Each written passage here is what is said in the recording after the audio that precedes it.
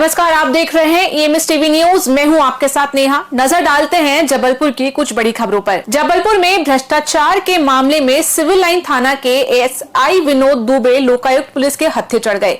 SI को फरियादी जहांगीर खान ने 5,000 की रिश्वत लेते हुए रंगे हाथों गिरफ्तार किया। यह रिश्वत चालान पेश करने के लिए मांगी गई थी। लोकायुक्त के अनुसार SI पहले ही 5,000 की पहली केस ले चुके थे। आरोपी SI को सर्किट हाउस ले जाया गया, जहां उनके खिलाफ भ्रष्टाचार निवारण अधिनियम के तहत कार्रवाई शुरू की गई।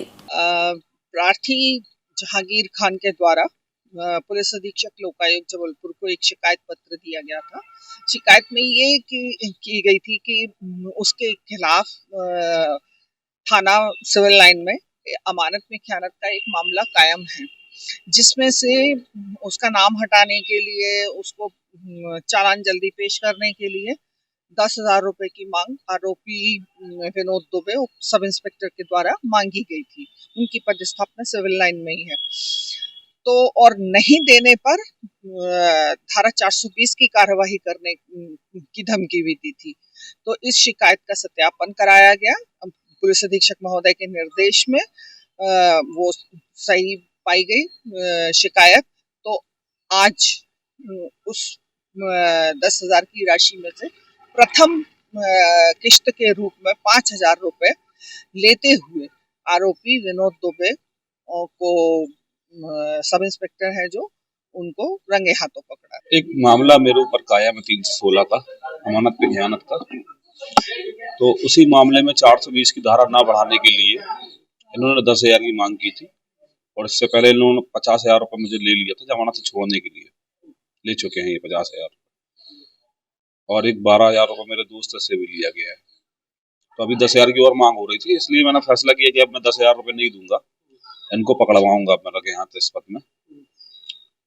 1 महीने से बहुत ज्यादा परेशान कर रहे थे, आए दिन थाने फोन लगा रहे थे। मैंने कोर्ट से भी बेल कराई, उसके बाद भी परेशान करना इनका जारी था। बस जिस थाना सिविल लाइन में उप निरीक्षक है SI विनोद दुबे। नहीं, उनके अलावा कोई और नहीं था। जबलपुर जिला प्रशासन ने निजी स्कूलों द्वारा छात्रों से वसूली गई अतिरिक्त फीस के मामले में बड़ी कार्रवाई की है। Saint Joseph Convent, Ranjhi, Small Wonder, Baldev Bagh और नचिकेता विजयनगर सहित 28 स्कूलों पर 219 करोड़ रुपए से अधिक फीस वसूली का मामला सामने आया है। हाल ही में तीनों स्कूलों द्वारा 33.78 करोड़ रुपए की अतिरिक्त फीस वसूली की पुष्टि हुई है। कलेक्टर दीपक सक्सेना के निर्देश पर जिला शिक्षा अधिकारी घनश्याम सोनी और उनकी टीम ने गहन जांच कर शिक्षा अधिनियम 2017 के तहत यह अनियमितता उजागर की। स्कूलों की फीस एवं संबंधित विषयों को लेकर जांच लगातार जारी है। पिछले मार्च अप्रैल के माह से हम लोग जांचें कर रहे हैं। कल 3 स्कूलों की जांच कंप्लीट होने के बाद जिला समिति के द्वारा निर्णय लिया गया है। उसमें ये पाया गया है कि 2018-19 से लेकर 24-25 तक इन स्कूलों ने जो शुल्क वृद्धि की थी वो नियमानुसार सही नहीं थी। इसलिए जिला समिति ने उस शुल्क वृद्धि को अमान्य किया है, और जितनी भी राशि उस शुल्क वृद्धि के दौरान छात्रों से एकत्रित की गई थी उसे उन्हीं छात्रों को उसी रीति से वापस करने के आदेश जारी किए गए। इसमें 3 स्कूलों के आदेश जारी किए गए हैं: Nachiketa school Vijaynagar, Small Wonder school Baldevbagh और सेंट जोसेफ स्कूल रांझी।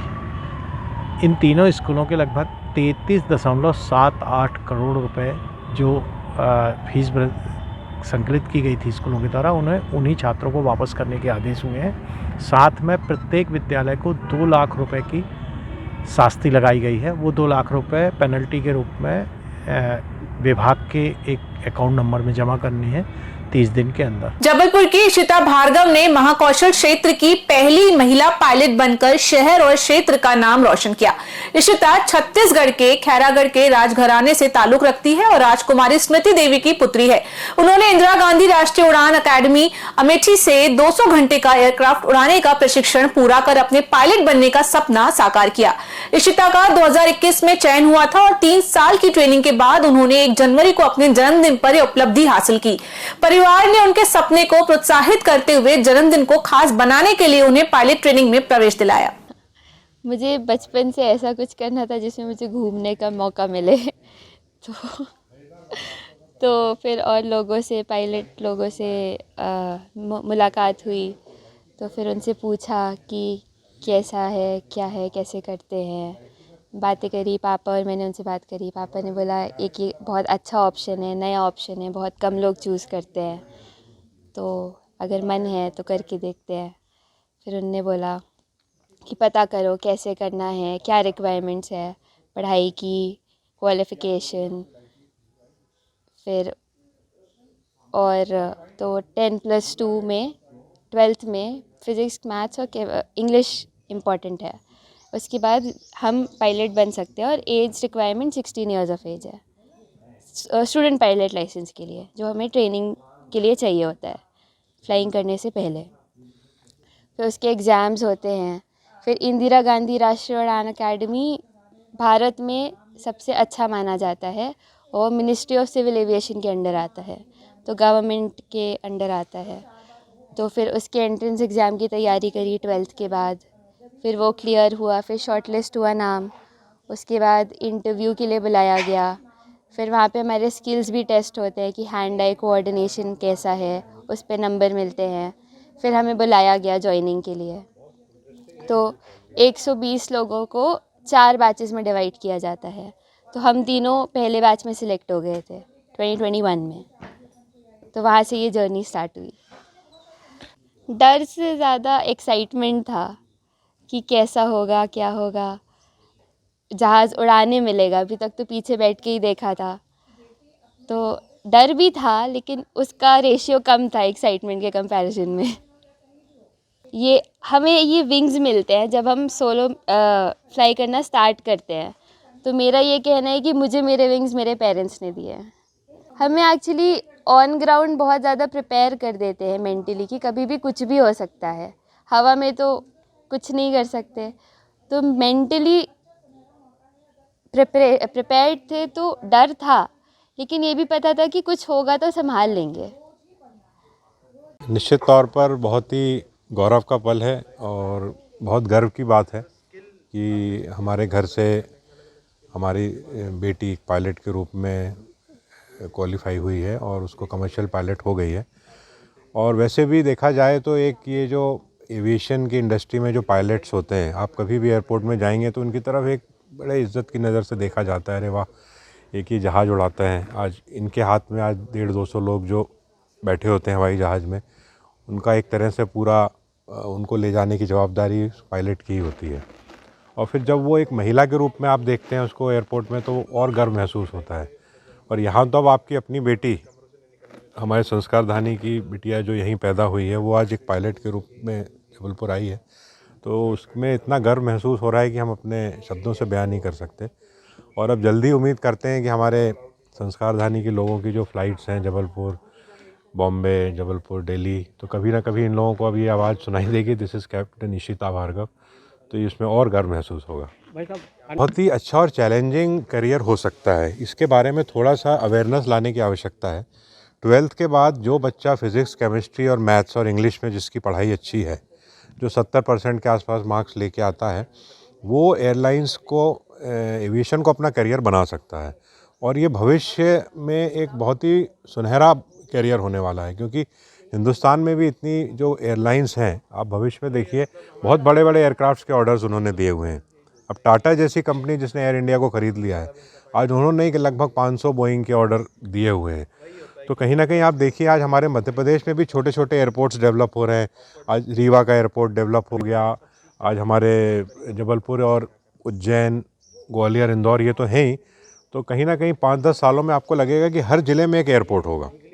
और आने वाला समय एविएशन के लिए बहुत अच्छा है। तो बच्चे इसको एज अ कैरियर ले सकते हैं और बहुत सारे फ्लाइंग स्कूल्स भी हैं, एकेडमीज़ भी हैं। थोड़ा सा नेट पे सर्च करेंगे तो उसकी जानकारी मिल जाती है। और 3 साल में आप मेहनत के साथ, अगर लगन के साथ करते हैं, तो आप कमर्शियल पायलट बन सकते हैं। जबलपुर में बिजली दरों में बढ़ोतरी को लेकर आम जनता में नाराजगी है। इसी के विरोध में मध्य भारत मोर्चा के कार्यकर्ताओं ने रामपुर शक्ति भवन कार्यालय में प्रदर्शन किया। उनका आरोप है कि मध्य प्रदेश जहां बिजली का उत्पादन होता है, वहीं सबसे महंगी दरों पर बिजली बेची जा रही है। प्रदर्शनकारियों ने प्रतीकात्मक रूप से धूल और लाल मिर्च लेकर यह संदेश दिया कि बिजली विभाग जनता की आंखों में धूल झोंक रहे हैं। हालांकि सुरक्षा कर्मियों और पुलिस ने कार्यकर्ताओं को ज्ञापन देने से पहले ही रोक दिया, क्योंकि इसकी पूर्व सूचना नहीं दी गई थी। बिजली की दरें बढ़ने नहीं देंगे, अभी देखने में आ रहा है बिजली के दाम 5 से 10% ये बढ़ा रहे हैं और स्मार्ट मीटर लगा रहे हैं। तो स्मार्ट जब ये मीटर बदलते हैं तब बिल बढ़ के आते हैं। इसको मांग को लेकर हम आए हुए थे, हम अपनी बात रखने आए हुए थे, सांकेतिक तौर पर आए थे, धूल और मिर्ची लेके आए हुए थे। क्योंकि जिस प्रकार से बिल वसूल रहे हैं जनता से, ऐसा प्रतीत होता है कि आंखों में धूल झोंक के वसूली कर रहे हैं। एक सांकेतिक तौर पे आए थे, हमने सूचना भी दी थी, लेकिन यहाँ पे जो सुरक्षा कर्मी खड़े हुए थे पुलिस विभाग द्वारा, उनने कहा हमें कोई सूचना नहीं मिली और इनने वहाँ पर किसी अधिकारी को नहीं बुलाया। हम जो कि बहुत देर खड़े हुए, हमने बात भी कराई, वो सुनने तैयार नहीं थे, तो हमने अपना ज्ञापन जो है वहीं पे फाड़ दिया। लेकिन इसका मतलब ये नहीं है कि हम आंदोलन आगे चल के विरोध नहीं करेंगे।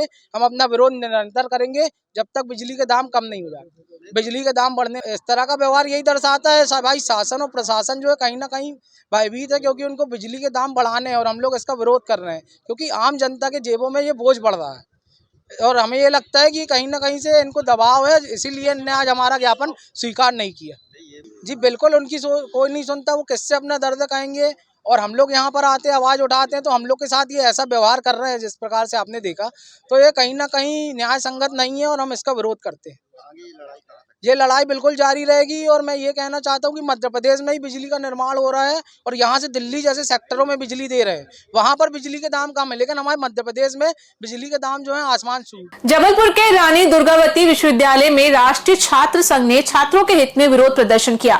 संगठन के नेता विजय रजक ने विश्वविद्यालय प्रशासन, विशेष रूप से कुलपति पर अयोग्यता और भ्रष्टाचार का आरोप लगाया। प्रदर्शनकारियों ने आरोप लगाया कि छात्रों को जानबूझकर शून्य अंक देकर फेल किया जा रहा है, जबकि छात्रों का दावा है कि उन्होंने परीक्षा में अच्छे उत्तर लिखे थे। विजय रजक ने कुलपति पर मंत्रालय में सेटिंग का आरोप लगाते हुए कहा कि उनकी अयोग्यता को अनदेखा किया जा रहा है। एनएसयूआई ने मांग की कि फेल छात्रों की उत्तर पुस्तिकाओं का निष्पक्ष मूल्यांकन कराया जाए और कुलपति समेत दोषी अधिकारियों को इस्तीफा देना चाहिए।